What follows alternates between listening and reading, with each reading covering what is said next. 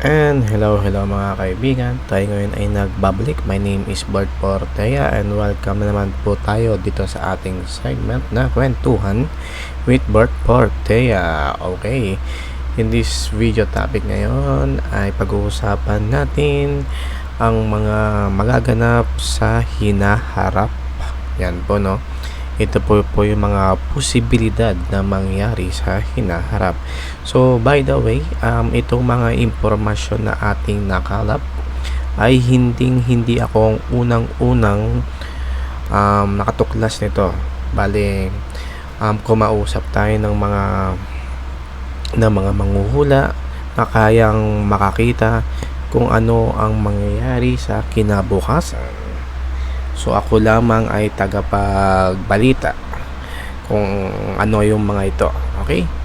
At bago natin pag-usapan ang mga 10 mangyayari sa 2035, 2035, so 15 years from now. Dahil ngayon ay 2020, no? So 2035, 15 years from now, ano ang mangyayari sa hinaharap? So bago muna yan ay please subscribe na dito sa aking channel at huwag mo na rin kalimutan i-ring ang notification button para ikaw ay updated sa mga susunod nating mga videos. Okay, so hindi natin papangalanan ang manghuhula na gumawa nitong impormasyon na ating tatalakayin. Okay, so itong mga 10 ito ay sinasabi niyang 80%. Ano?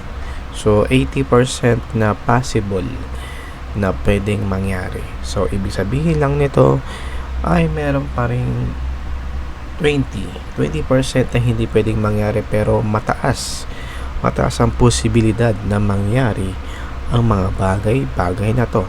So ngayon ay bago natin banggitin yung 10 ito ay nagbanggit siya ng tungkol sa mga ekonomiya, tungkol sa teknolohiya, about sa government at sa mga pangkalahatan na may kinalaman sa pamumuhay ng mga tao.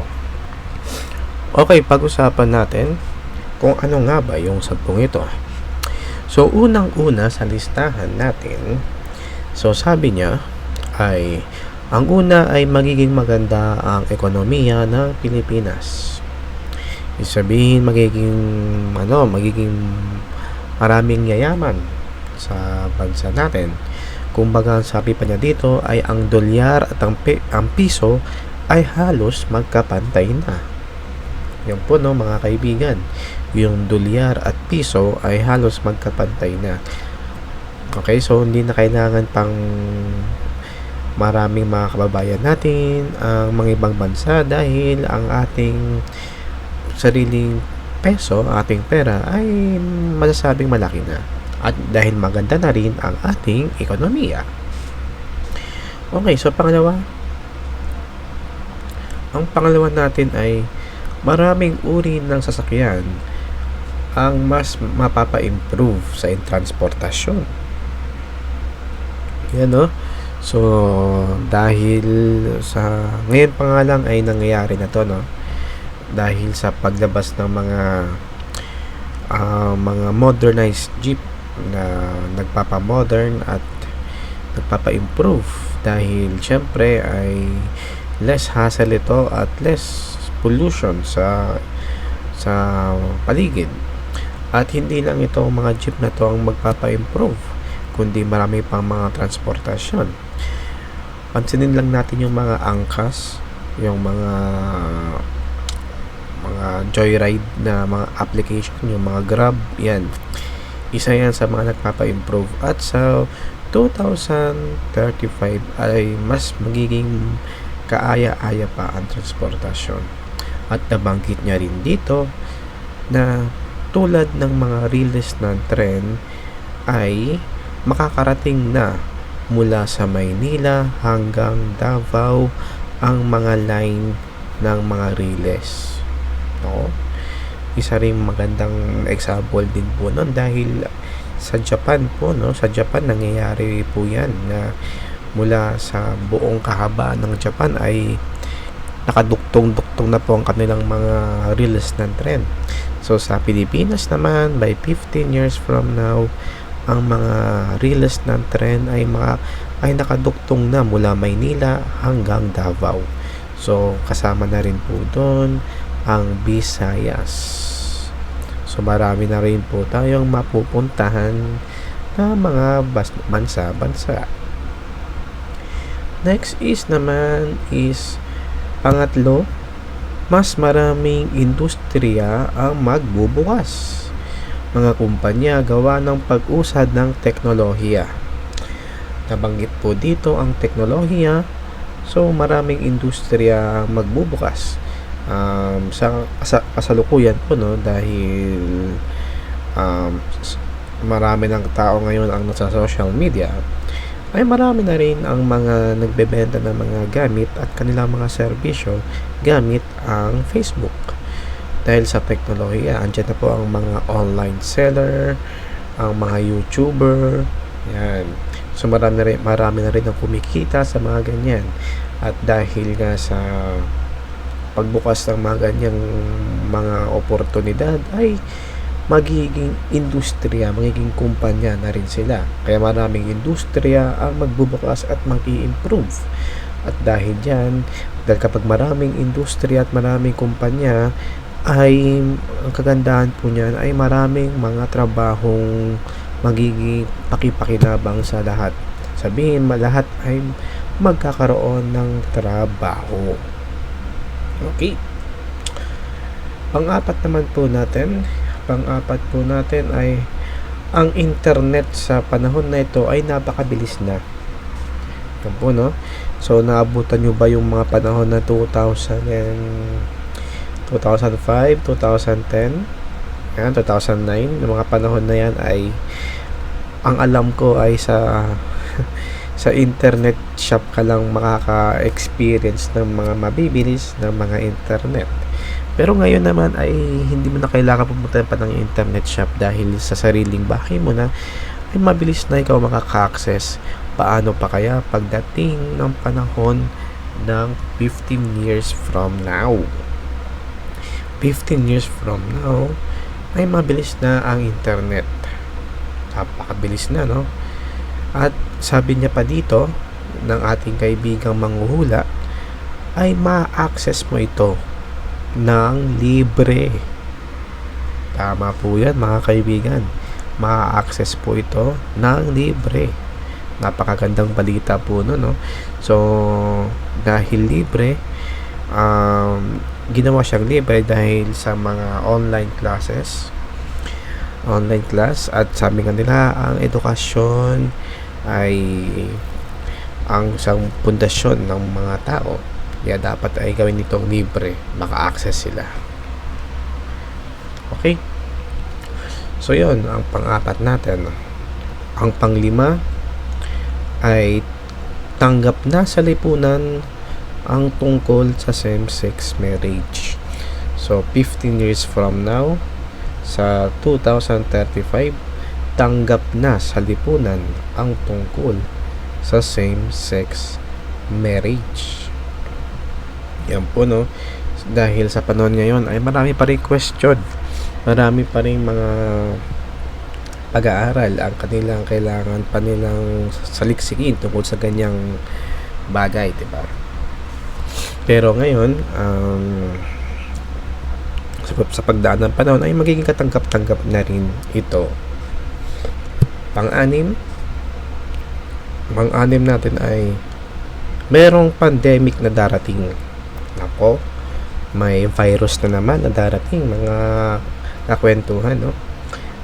Merong pandemic na darating katulad dito ng COVID-19. Ngunit tatagal lang ito ng 1 buwan. You know? So katulad ito ng COVID-19, ngunit tatagal lang ito ng 1 buwan at babalik muli sa normal ang lahat. Okay, so mayroon na namang pandemic na buong mundo ang mararanasan, mga kaibigan. Pero dahil nga sa nag-improve na tayo at natuto tayo sa mga nakalipas na panahon, tulad ngayon na may pandemic ngayon, ay magkakaroon na agad-agad ito ng mga vaccine. For example, ay kung gagawa tayo ng vaccine, ay hindi na ito aabutin ng isang taon. Kundi mga ilang buwan lang ay meron na kaagad ang vaccine. At sa isang buwan ay masusolusyonan na ang pandemic na to. So, ang kagandahan nito, mga kakwentuhan, no? Lahat na ng virus na darating sa hinaharap ay madali nating pupugsain. So, number 7, sa showbiz naman to. Number 7, sa 2035, may isang artista ang magkakaroon ng isang malaking skandal. Skandal na gugulatin ang maraming tao. Ayan ha. So, ibig sabihin itong artistang to ay sikat na. Hanggang sa ngayon, ay may pangalan siya ngayon at sa 2035 ay sikat pa rin siya. Pero, merong skandal na mangyayari. Okay, magkakaroon ng malaking skandal na gugulatin ang maraming tao. Magiging usap-usapan siya sa social media, sa mga news, sa mainstream. Number 8 naman natin. Number 8 ay kakaunti na lamang ang makikitang pulubi sa kalsada. Nabanggit nga kanina na marami ng industriya at kumpanyang magbubukas 15 years from now. Kaya sa 2035 ay kakaunti na lamang ang makikitang mga pulubi sa kalsada. Isang good thing po rin po yun. Sabihin, wala nang makikitang naghihirap sa atin. Number 9, may malakas na bagyong darating. Malakas na bagyo, mga kakwentuhan. Makakaapekto ito ng malaki sa Luzon, sa Northern Luzon. Maraming strukturang masisira, pati na rin ang komunikasyon. Paghandaan po natin, no, mga kakwentuhan, dahil seryoso po ito, no. Maraming maapektuhan, maraming strukturang masisira at pati na rin komunikasyon. Sa 2035 pa naman ito mangyayari, kaya malakas na bagyong darating, mga kakwentuhan. Malakas na bagyo. Number 10, ang panghuli naman natin ay ang Pangulo sa panahon na ito ay mas bata pa. Medyo bata-bata pa. Ibig sabihin ng magiging Pangulo natin sa lugar na to ay sa panahon na to. Marami siyang plano sa bansa at dahil siya ay malakas pa ang pangangatawan, ay magagampanan niya ang serbisyo niya sa buong Pilipinas. Yan. So, nasanay tayo na mga pangulo natin ay mga matatanda na masasabi natin. Pero this time, sa 2035, ang pangulo natin sa panahon na ito ay bata pa. Bata-bata pa to. Yan. Kaya malakas-lakas pa at kaya niyang serbisyoin ang buong Pilipinas. So, mga kakwentuhan, hanggang dito na lang muna ang ating video topic ngayon. Kung ikaw ay mayroong question and suggestion about sa ating topic, ay please comment ka lang sa baba at atin niyang pag-uusapan. So, muli, ako pala si Bert Portea at maraming salamat sa inyong panonood. So, muli, kita ulit tayo sa mga susunod pang mga videos, and bye-bye! Bye-bye!